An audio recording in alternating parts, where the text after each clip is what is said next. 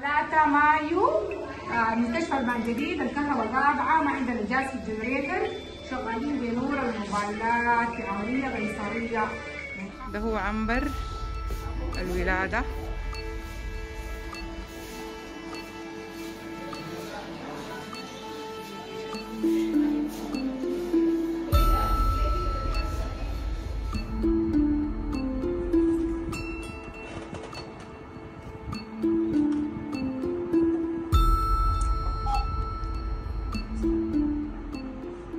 العملية نفسها اتعملت في ظروف استثنائية جدا داخل المستشفى، يعني أبسط الحاجات اللي أنا بحكي عنها إنه ما كان في موية أصلا، يعني الطاقم الموجود هو شغال بلو كاباسيتي شديدة جدا، هم نفسهم عاملين مجهود فوق مجهودهم الأساسي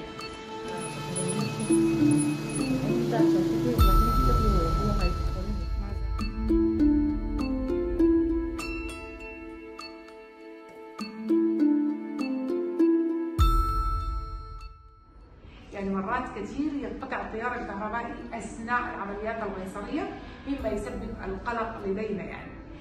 والشيء الاخر المخيف جدا انه نحن اخذنا على روحنا هاي ريسك، الريسك لانه احنا شغالين هذه العمليات من غير وجود استشاري او اختصاصي في التخدير. البان جديد.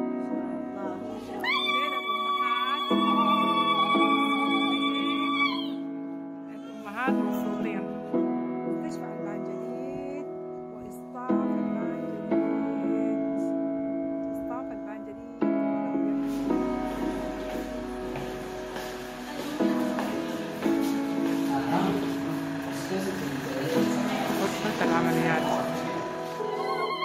الحمد لله على السلامة، الحمد لله على السلامة.